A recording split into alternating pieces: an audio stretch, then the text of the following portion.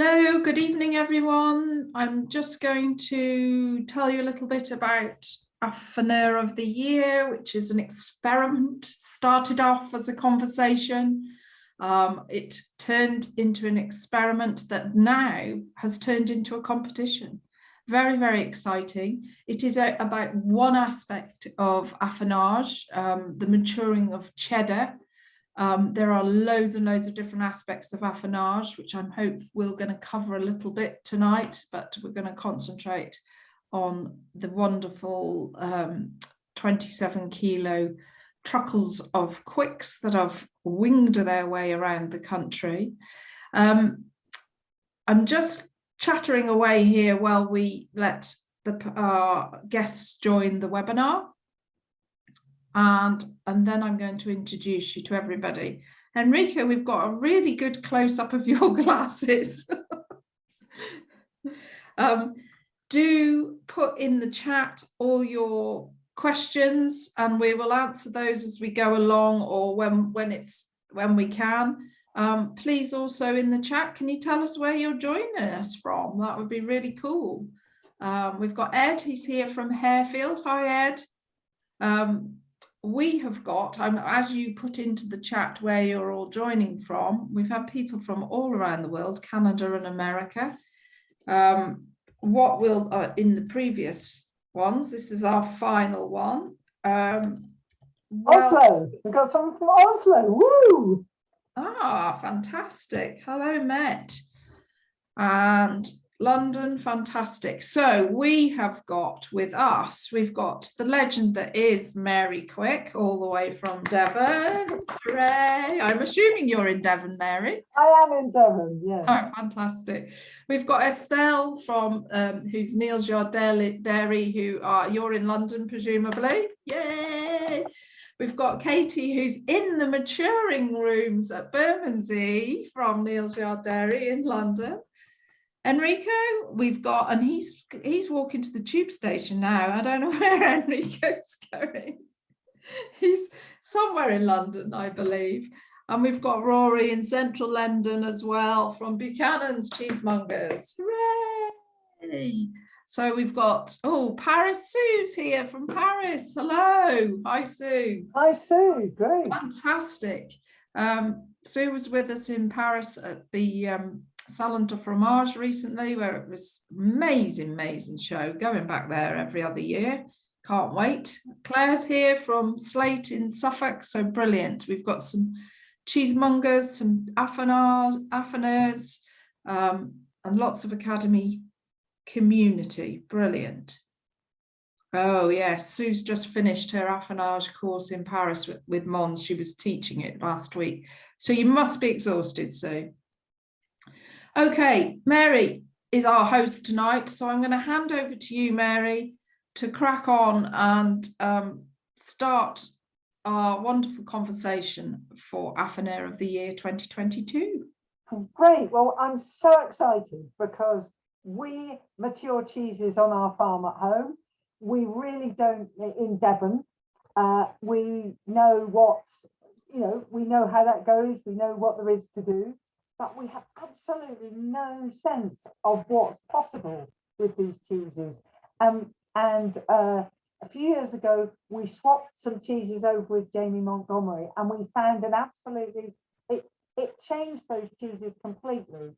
So there were, the Quickes matured at Monty's was different to a Monty's or a Quickes, and the Monty's matured at Quicke with us was different. And then we swapped them back and they changed again, right to the heart of the cheese.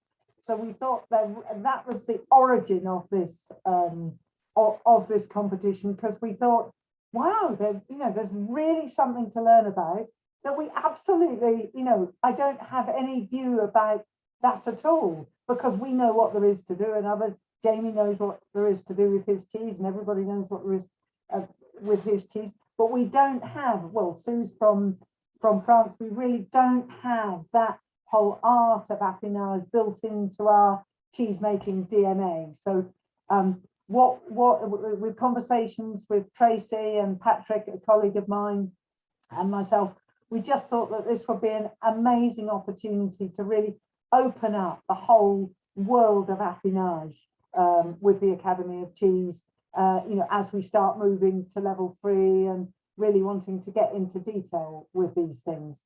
And so let me introduce Estelle Reynolds. Oh, have you done the introductions? Yeah, you've done the introduction. We don't need to do that, do we? We need to go to finding out what their background is and what experience of Affineur. So can I go perhaps first to Niels Yard, Estelle and Katie, to really tell us, you know, what's your background in affinage, what's the background of Niels Yard in affinage, and how does that relate, Estelle, to you as a monger, you responsible for the shops in of Niels Yard?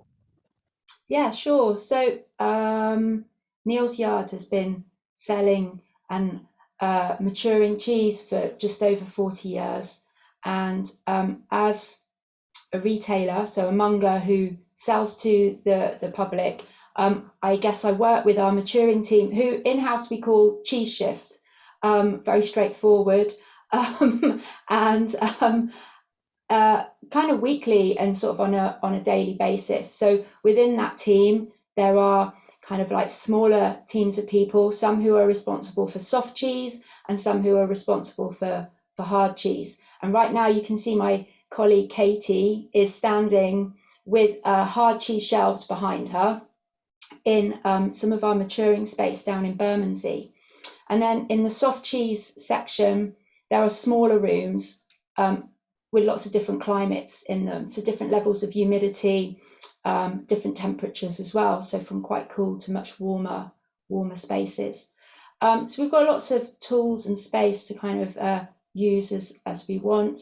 And I think really what the team there seem to work to achieve is representing the cheese as well as they can for the producers and the farmers. So understanding what it is that the people we buy from want to achieve. And I guess in that time the cheese spends with us in the maturing room, sort of being guardians of the cheese, and getting it to the sales teams, of which there's the team that I work with, the retail team, but then we also sell wholesale and we also export. So I guess we all have slightly different needs, and the maturing team understand really well, I think, which batches of cheese sort of suit the different sales departments. Because obviously if we're selling cheddars in retail, for example, they're going to require sort of maybe slightly different profile to something that's going to be shipped to the US and then got across the country. So there's all of that kind of time to take into consideration as well. So the team sort of work to, I think, present all of the different sales departments with cheeses that are suitable to their needs. And I think they take a lot of time to get feedback. They listen really well to everybody, and then they kind of go away and sort of tweak the tools that they've got. And in all of this, there's one really important thing that happens constantly, is that we're tasting and eating cheese together, and kind of assessing everything. I think probably kind of one of the perks of the job, but also kind of really essential to us understanding how things should taste, how cheeses should taste, and also I think for that team, them understanding the consequences of the actions that they've taken. So I think over the years of eating cheese and tasting with them, I've kind of tried to pick up and learn a bit about the levers that they might pull to get the best results out of the cheese that they've got. And with this competition, kind of went away with some of that information, a few chats with colleagues who have matured hard cheese for many, many years, and took that back to a much smaller space, and a space that has changed during the months of this competition, because the Borough Market shop has reduced in size, and with that the climate has changed quite a bit. Because you've got one, I have to explain, Estelle, you've got one Quicke competition cheese in the shop at Borough Market, haven't you?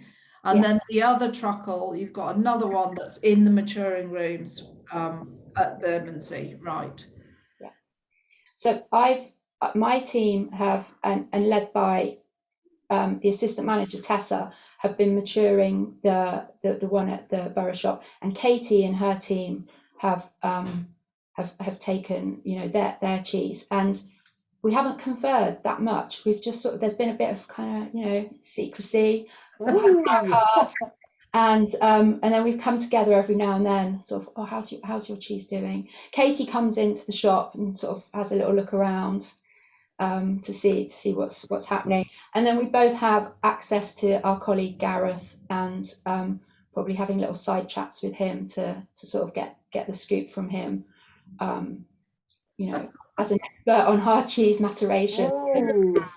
I love that you get the scoop. I bet your family and friends are, oh, what's the scoop on the quick cheddar today then? Estelle thinks that I'm coming in to say hello to her and Tessa and her team, but it's not. It's to see what's going on. Exactly. I can't wait to find out what you guys have uncovered. Oh my goodness. We'll ask that in a bit, but first of all, let me catch up with unless Katie, unless you want to say anything. Well, why don't you introduce yourself? You've come across our cheeses before, I believe. Yeah. Yeah, Estelle, I thought you explained all that beautifully. I couldn't have done it better myself. Thank you for explaining that.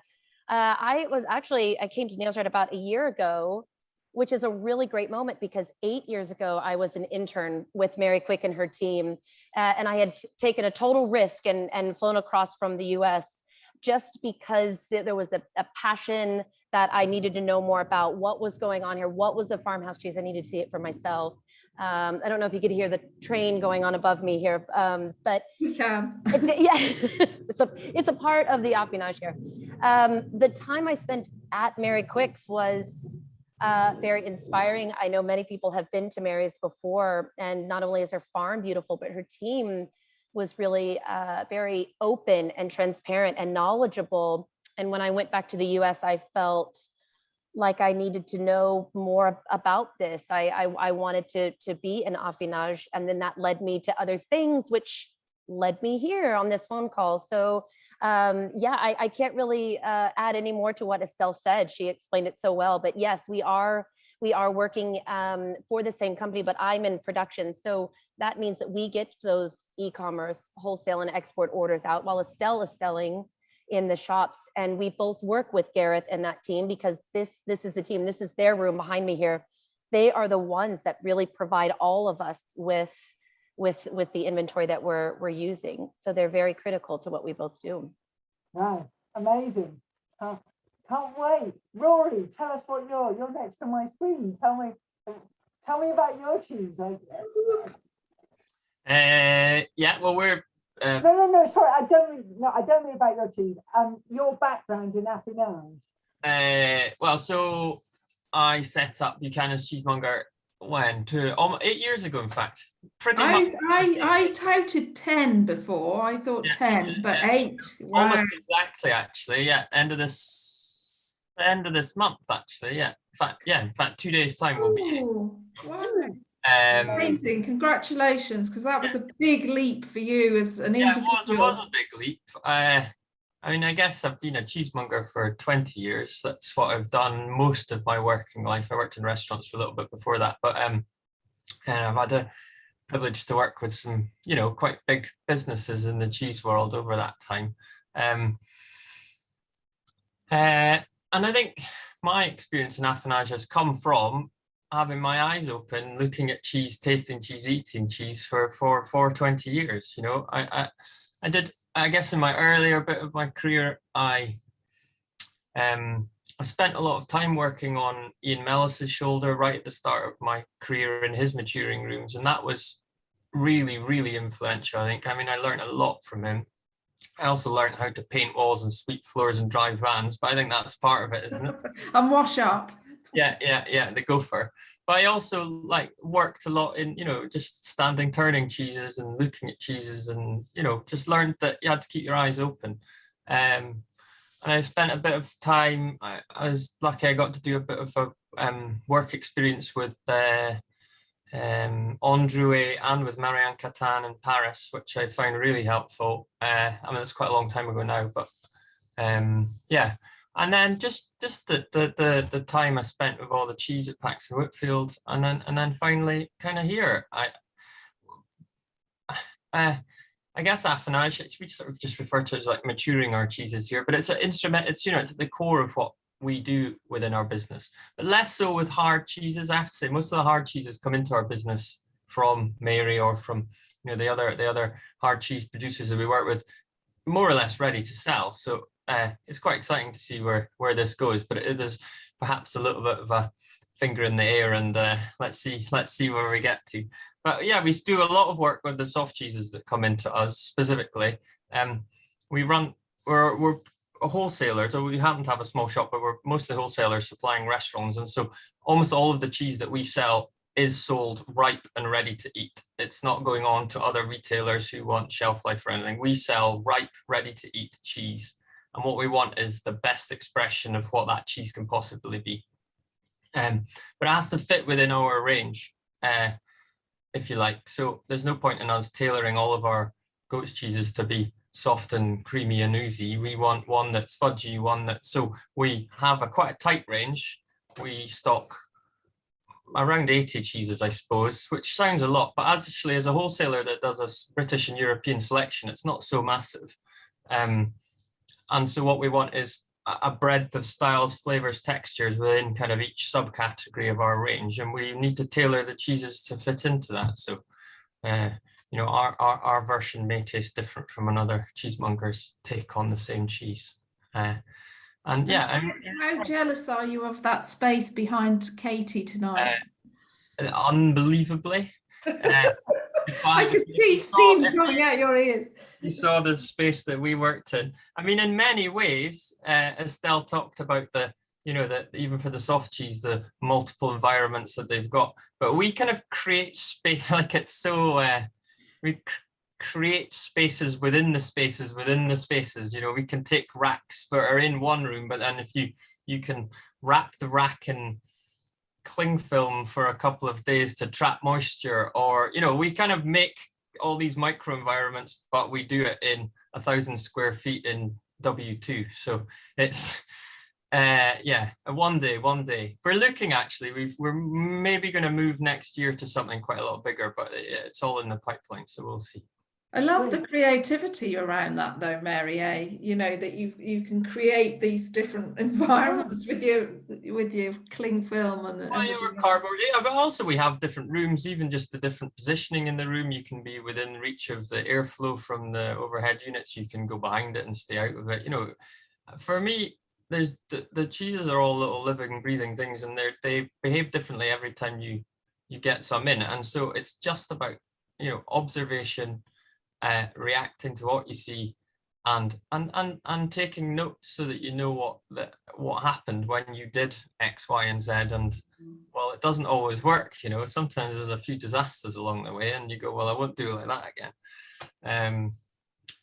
I think so. For me, the hard cheese part, let's see. I don't know. I've watched how other hard cheese, mostly producers, look after their cheese. I've been down to the Arches several times at Neil's Yard, and we're gonna take our best interpretation of what we can do with the space we've got. Brilliant. That's really exciting. Enrico, tell us, what's your background and experience of Affineur? And Enrico, you need to come off mute. We'll get him. I'll ask him to unmute.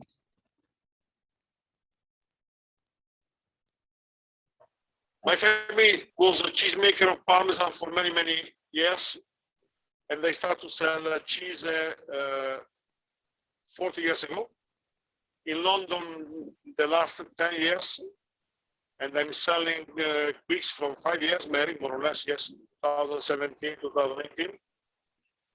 I have a long experience with the Parmesan and Comté, and I use these skills to work on the maturation of cheddar of Mary in this competition.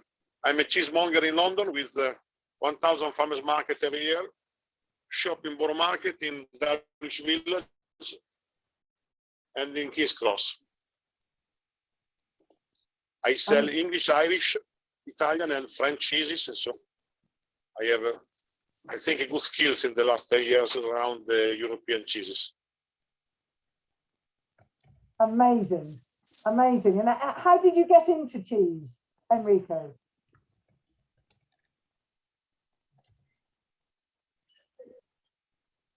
Sorry again for the line, but there's a session of Academy of Cheese in the first floor and the line is really bad today. Yeah. I mean, Okay, so do you want to go on to your next questions, Mary, and we'll come back to Enrico when we got better signal. yes, I'm just really, I mean, I'm so interested. I mean, you've all got such immense knowledge of affinage and, you know, differential affinage of different cheeses. So I'm really keen to understand what you've learned from this experiment so far.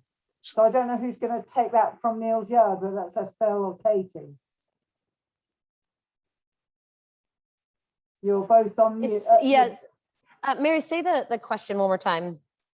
What have you learned from this experiment? You know, Right, because you've right. got that depth of knowledge, you know, with all of those shelves behind you, and Yeah. as Estelle's saying, producing cheeses for the, you know, you're the guardians of the cheese. Yeah. Absolutely. So what is interesting about having this cheese here is that we don't typically have, cheddars that are going to age out. We don't typically have them here this young, and we don't hold on to one that we have like this here. So this is much longer than we're able to keep one. So getting it in a way that it was so young and then seeing it through to this stage has been very interesting to see how it's actually been doing with other cheeses that, you know, came in much older, you know. So really kind of going back to why we did this, it was for my team engagement. We have a relatively young team here who is not familiar with affinage, who they love cheese and they want to work here because they want to learn more about it. So engaging with our cheese meant that we can show them what it looks like when it's, I'd like to say fresher, greener, younger, and put it in environments where you can actually see that rind development, because it doesn't, and we know this, but it doesn't look like this, you know, brown, ripen, you know, it doesn't look like that when it first comes in or when it is younger. So a lot of what my team had learned was how it gets to that point and what it actually looks like. Most of our cheeses look more like that when they come in. So again, and I can speak more about this later on, or if you want me to, but for this new team, this was a way for them to engage with something and to be part of that process and see more of what could happen and what this cheese can do if we take ownership of it for more of that time. Oh, I can't wait to. Anyway, yeah, well, we'll find out. And Estelle, anything for you to say about your cheese? Yeah, so I think for us at the shop, it has, I mean, it's been on a bit of a journey with us because it's moved space completely. So the shop has cut in half, and the space that it started in no longer belongs to us. So we're back in the slate room, and all the way through having the cheese, we've kind of kept notes as to where in the space it has been over each month.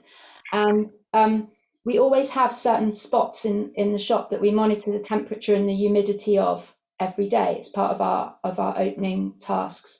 And I think what we've kind of learned is, as Katie was saying, we've had this cheese with us for nearly 12 months now, I think, and everything else kind of comes through much quicker. It's like maybe, you know, we have some Kool-Aid that probably stays around the longest, 4 or 5 months, and because of that, we've paid maybe more attention to our shop's climate and got a bit more into the detail of understanding it, because we wanted to make the best decisions we could for this Quicke's cheddar.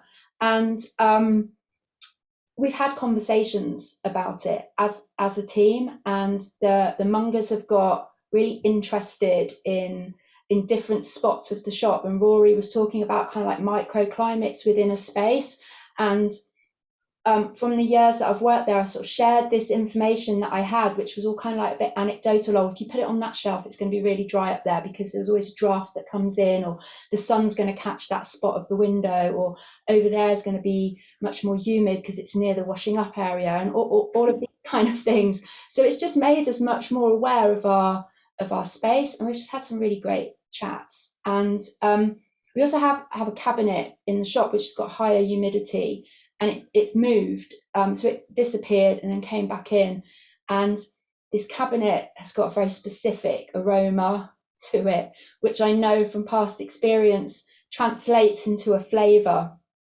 that I'm quite familiar with, and I'm very intrigued to see how other people, if other people will pick up on this when they taste our cheese, and how they'll describe it, because I will just describe it as being the cabinet, but there may be. Is this a pleasant flavour? Is it a pleasant aroma flavour? I love it. It's very comforting.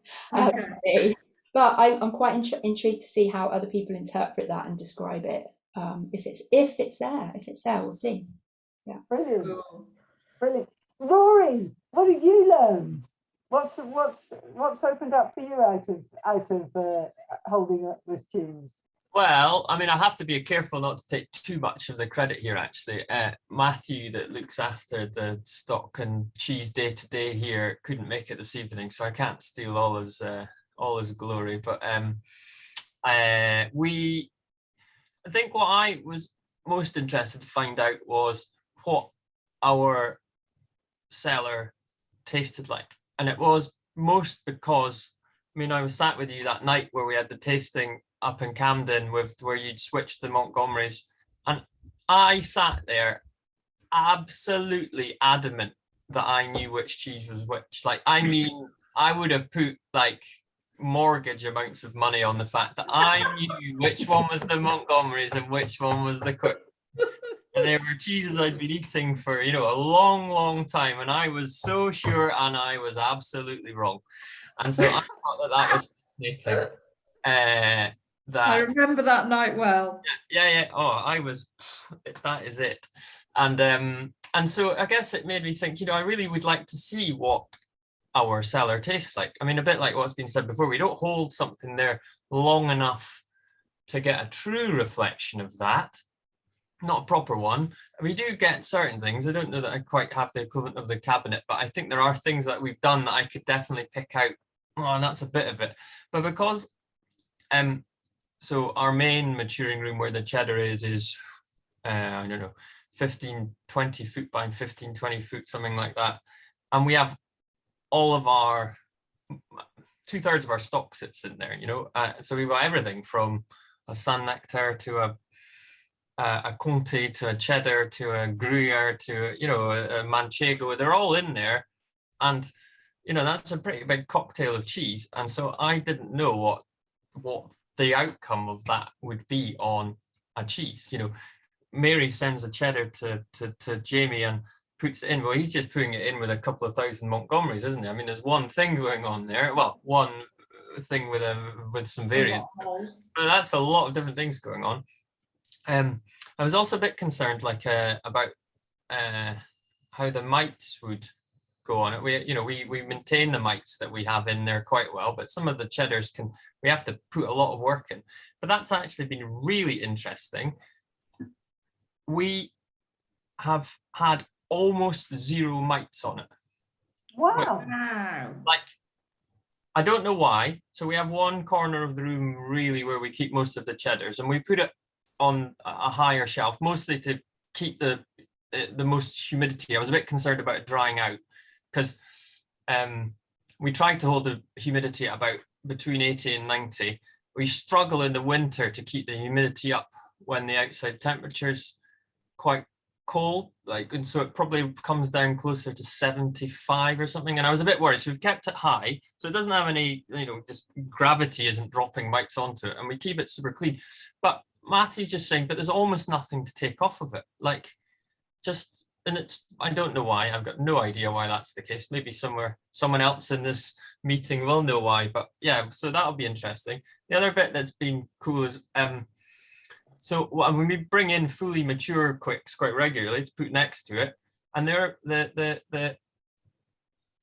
molds on the outside of the cloth are much more varied and much darker in color, whereas the ones that we've got on the truckle we've got are much fairer, much paler in color, you know, like creams and corns and yellows and light browns and tans, whereas we don't have any of the other sort of funkier colors that we would normally see. And I don't know why that is again, but so yeah, I'm super excited to see what comes out the other end. We've been tasting it. We've obviously been tasting quite a young cheese up until now, but you know, and it's on a year, and yeah, it'd be cool to see what it's like when we open it up. Has anybody else been tasting their cheeses?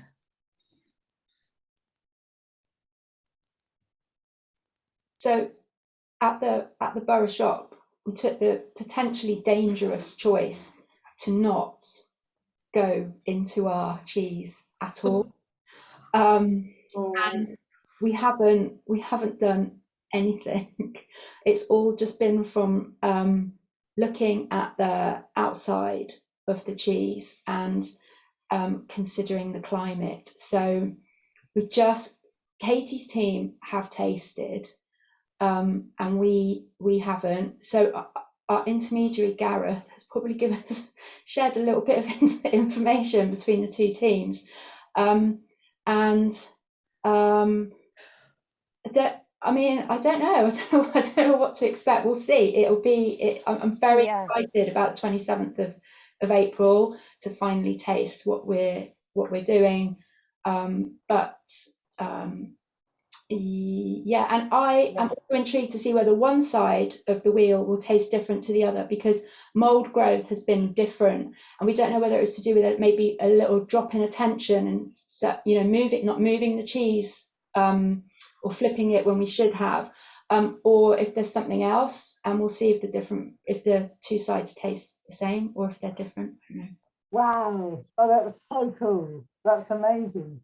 It's interesting. Is Gareth got a bodyguard? Gareth, the intermediary between the two. Gareth has been playing both of us. Yeah. I hope Gareth's coming to the finals. No, no. It is about me and Estelle today, not about Gareth for once. No. He's been fantastic, but he really has been, I think, for both Estelle and myself, kind of a North Star. Obviously, we want to use his knowledge. Again, the whole team is very engaged in this, but we are actually all as a team tomorrow trying Stacy. Our cheese is called Stacy. We call her Stacy. We're trying Stacy tomorrow as a Tracy, which is worrying. When this cheese came in, we just didn't know what to call it, and it was like the competition cheese, and I was like, we just need to come up with something.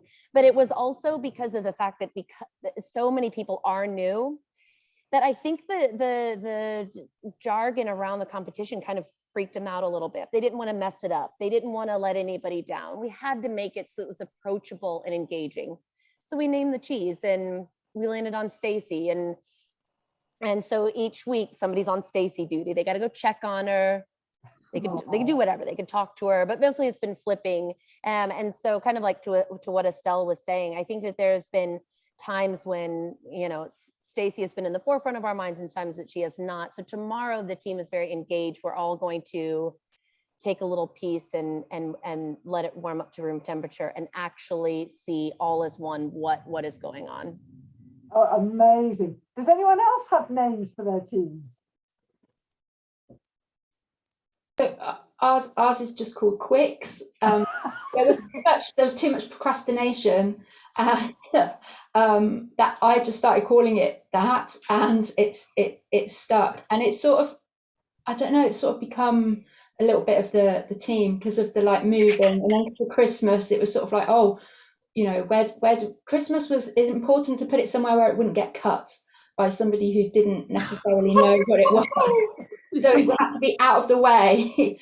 And then when we moved, it was sort of like carry everything next door and, you know, bring the Quicks cheddar, special little trolley. So yeah, it's just, I don't know, It's like I've a, seen like the a pet. special trolley. It has got a special trolley. Rory, did you name your cheese? I have to say that naming it hasn't even come up, never mind giving it a name. I must admit, we have a truckle of Quicks in our maturing room, and that is about the size of it. We talk about it a fair amount, but yeah, we haven't decided that it needed to come Porchester or something. You know, it's not got a name. Enrico, how about you? Oh, I remember very well the experiment Montgomery Quicks a few years ago, when the change of the storage changed the flavor of the cheddar, and so I decided to use very strictly criteria, and so I built a room of maturation only for this truckle, and we started with the standard of the Parmesan maturation, and so 14 degree and 83, 84 of humidity for the first 5 months. And now we have a change to 16, 17 degree and 86, 87% of humidity. And so I'm the cheese is in this box, only this cheese, and so there is not contamination with other cheese. So my storage is only for this cheese, and I'm really curious to understand the flavor when we are going to cut this truckle, because I have different wheels of from Quicks. I have a double Devonshire, I have Lady Prue, I have Elderflower, and when they stay and they keep in my storage for 2-3 months, and effectively they change the flavor after 2-3 months for the contamination. Now, you know, the maturation is in the cotton.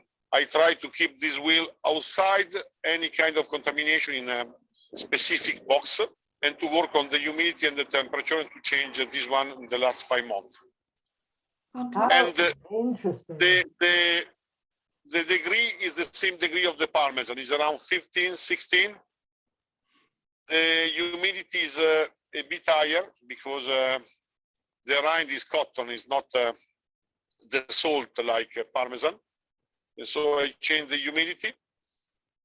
And so I'm really curious to try the flavor. I'm selling extra mature vintage now from Quicks, and so I know the flavors. Now the cheese is almost extra mature, and so I'm curious to know, to understand this standard about the maturation. That will be. So have you learned anything so far from the experiment, Enrico?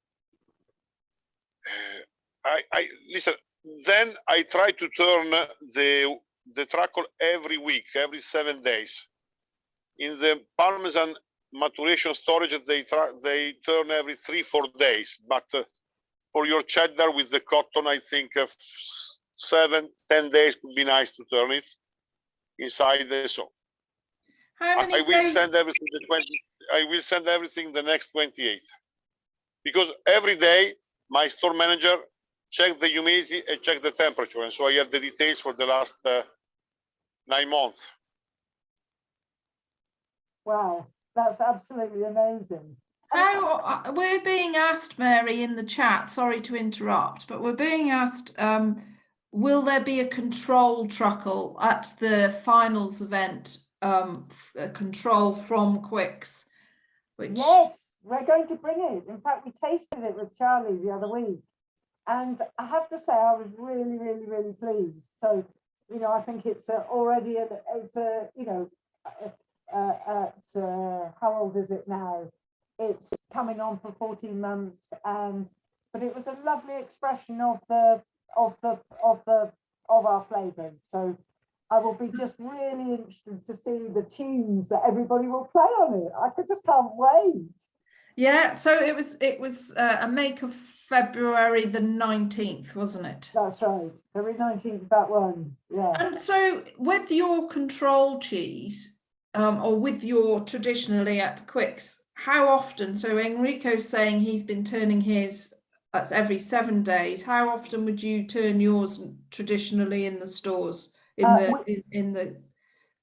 every 7 days when it's a baby, up to 3 months old, and then from then on we turn it every 10 days. You know, once its rind has hardened a little bit, firmed up a little bit, and from about on the mite issue, really interested to hear that, because from about 7 months old we would expect to see some mite, and we blow the cheese in our mite blowing apparatus that we've got some questions about mite actually. So Alison, who's one of our fantastic Academy alumni, who's done both her level 1 and level 2, and is a great supporter. Thank you, Alison. She comes to all our events and looks after us all.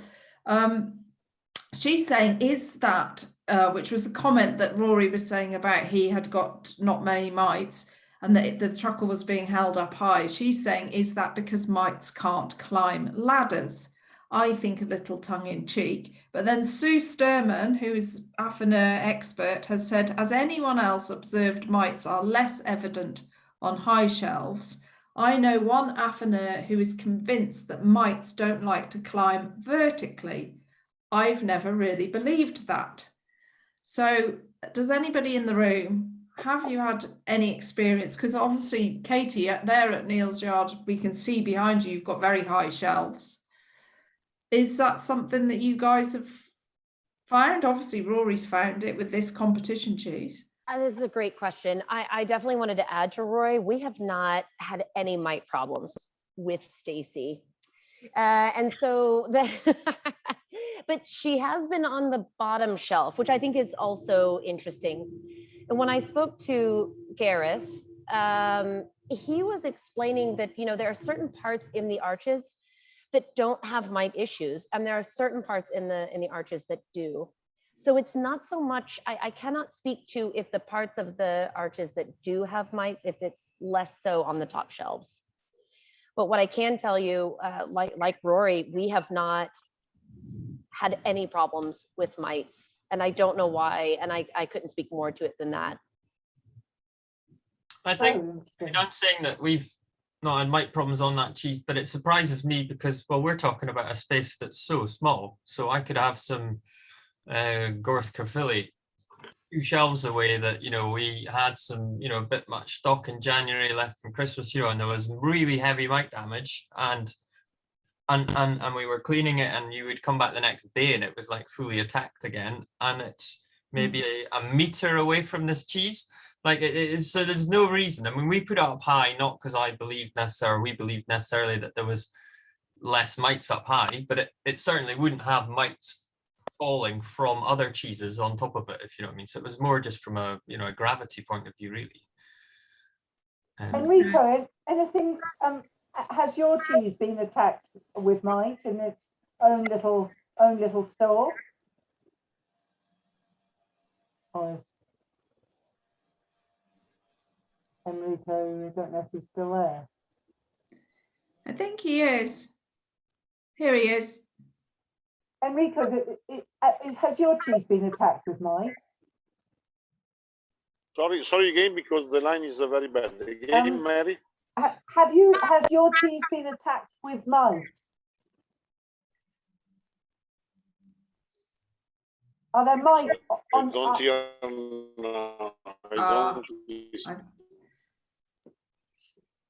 Are there mite on your cheese?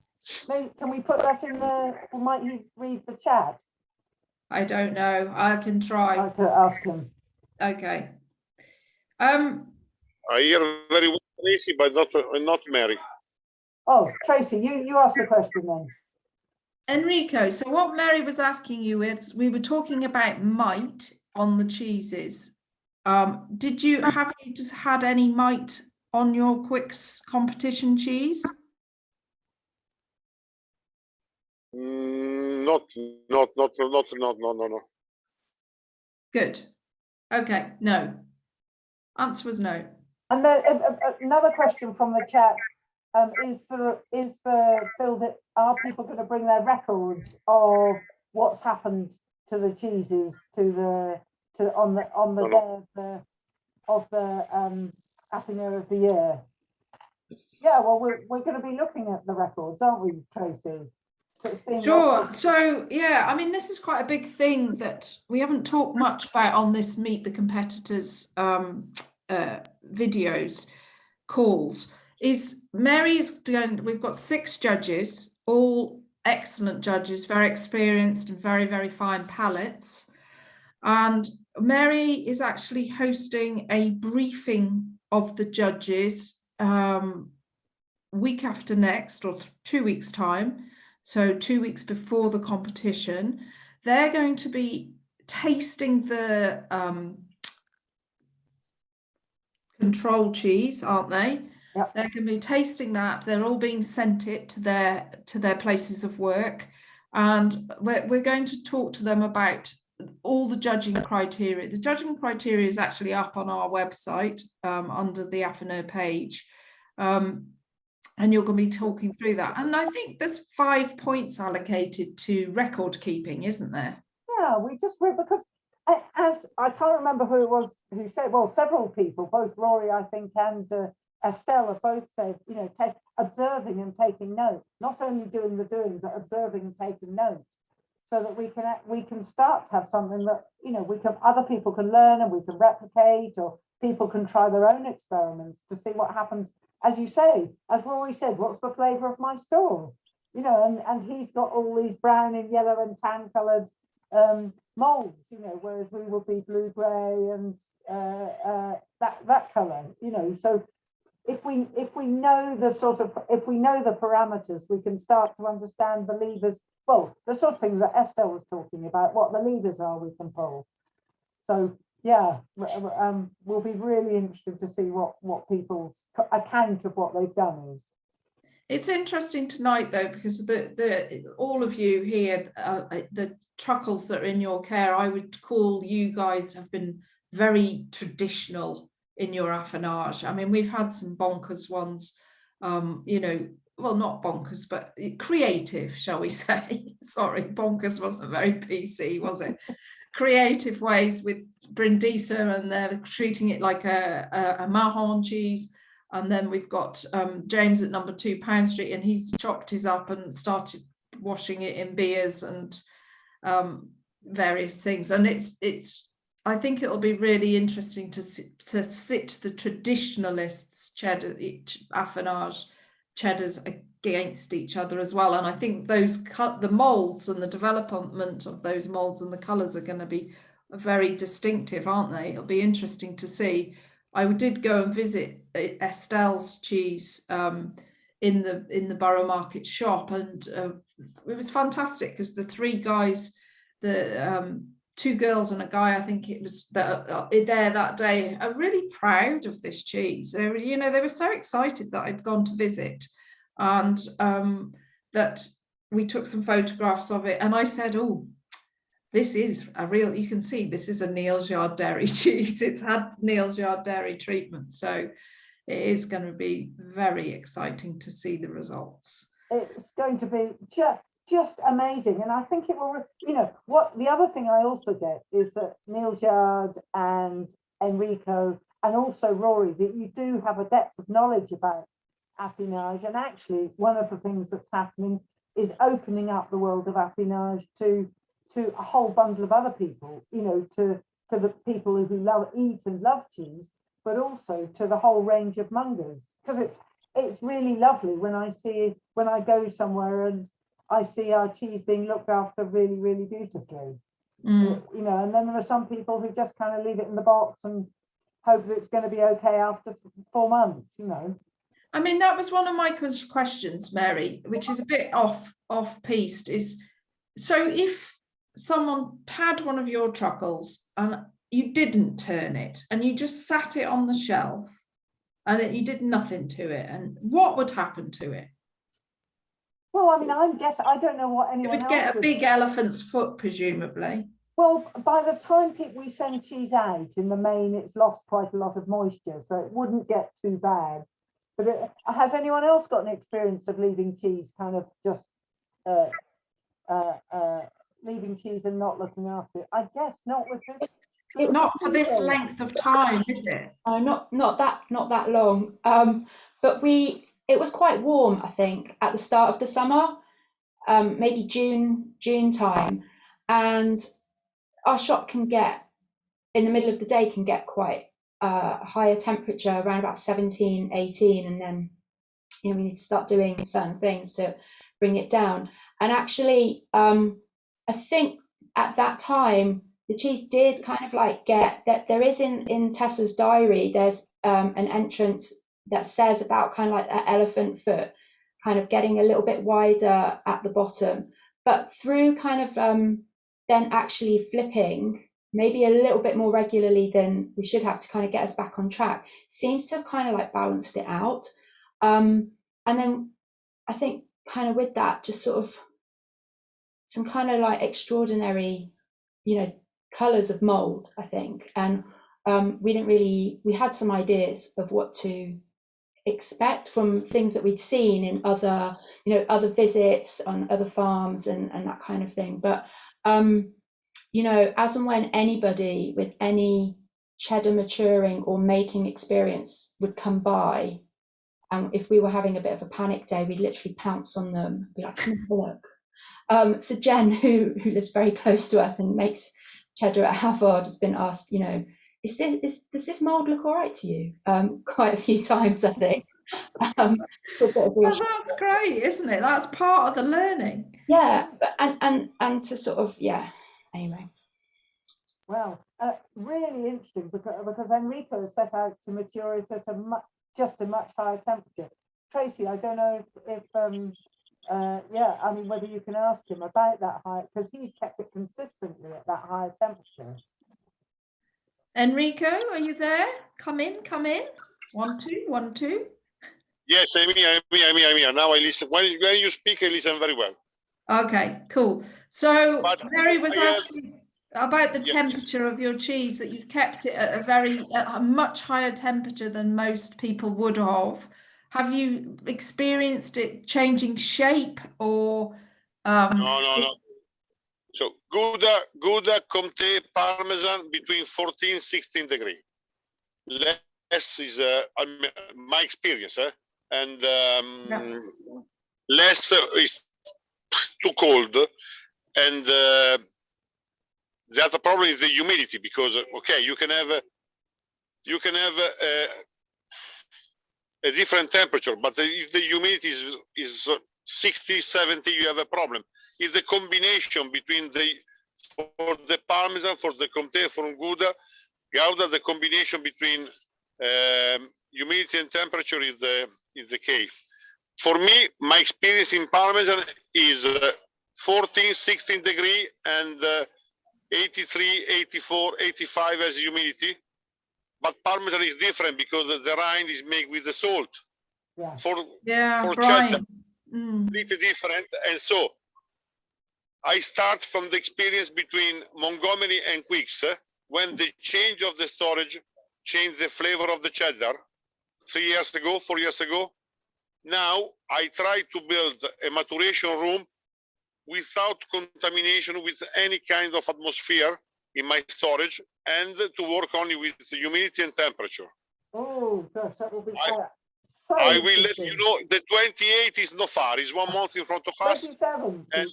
And I have the record of each day from the last June to now, and so we can check. The other problem is to turn because it's cotton, and so you have to move the cheese. You want to move the cheese because the cheddar, the double Devon, the elderflower is like a baby. They change flavor very easy, so they change the texture. Okay, brilliant. Thank you, Enrico. We heard you loud and clear then. Your signals come back. Right, I think we're going to start to wrap up now, chaps. Is there anything else you want to tell us about? Mary, did you have any other questions? No, well, I'm just, I've not been a very effective host because I've just been fascinated to hear what's happening to our cheese. I just want to listen and find out more, and I can't wait till the 27th. So do you want to tell us all about the 27th? Yeah, I mean, it must be very strange because all of these cheeses are like Mary's children. They're like her babies, really. And she's let them loose around the country for 13 months. Can't wait. So I can't imagine you on the day. You're going to be a nightmare, aren't you? You're going to be like, oh, back to me. So on April the 27th, I'm sure lots of people know about this, we've got a live finals. So we just bit the bullet and said, right, COVID will be gone. So we're all joining together at the China Exchange in the centre of Chinatown. We're there because it's a really lovely venue with big space for lots of people to come and visit and see us and taste these cheeses. So all 10 truckles will be judged on the day. They will be then tasted and available for tasting during that evening. After the winner will be announced at 5 p.m. or thereabouts, hopefully, if we keep to schedule. But all of the competitors are going to bring some of their other cheeses that they expertly affineur for people to try and talk about. All of the experts will be there. So if it's possible, do come and join us. It would be lovely. Judith's just asking, for those of us who are overseas, will you be posting any webinar or video recording of the judging and results? Yeah, what we'll try and do is some Instagram lives. I'll pull some young people off the street in Chinatown and say, come and do Instagram lives for us. No, we'll try and do some Instagram lives. We had big visions of sort of cheese TV around the world of it, but I think that's sort of over the Academy's budget at the moment. So we'll keep you posted. There is a whole page on the website for Affineur of the Year. All of the competitors are posting in their social medias and their stories, so just contact them and ask them questions if you want to know any more. But we will keep updating on social media, and I'm sorry if you get sick to death of it, but we will be there. So thank you to all of our guests this evening, Mary. They've been brilliant. I've learned stuff tonight as well. So exciting! Always, and thank you for taking time out of your evenings to join. Rory, I want next time that's going to be the molds of the cheddar truckle behind you rather than the Stilton, please. It's Roquefort. I took photographs of Roquefort. Roquefort. Oh, nice. It's Sorry, apologies to Roquefort and Stilton for mistaking. Oh, no, I was just thinking that, yeah, no, it actually was. I took photographs of Roquefort and kind of, yeah, made it into like a repeat pattern. You are a really good photographer, though, aren't you? And a painter. I've seen your paintings. Amazing. I was a graphic designer also before. That's what I did at university and what I did. Yeah. Amazing how so many artistic people come into cheese, isn't it? I was in textiles and did a art degree. My mum trained as a fine artist. Yes. So it is interesting, but it's a craft, isn't it, and a passion. But it is. We've got Enrico's ear again. It is amazing that cheese making is seen as the skill and the art and the craft, which it is. But actually, if it wasn't for the maturers and the affineurs, that cheese could be quite samey all the time. So God bless the affineurs as well. Thank you all. Anyway, we're going to close this now. Thank you to everybody for joining all over. I am just answering a lady in the Q&A actually, Claire from South Wales, who is asking, is British Cheese Weekend happening this year? It will be, but in October. Also any date when level 3 will be starting. September, we're hoping to release the first modules. So again, watch this space. We're working very hard away at it. And affinage, this will inform, this competition will inform our affinage section, won't it, Tracy? Yes, the modules. Okay, so thank you, everybody. Thank you, Estelle, Katie, Rory, Enrico. Bye. Thank you so much. It's been absolutely amazing. Thank you. Take care, everyone. Ciao. Thanks. Bye. Thank you. Bye-bye. Bye. Bye-bye. Bye.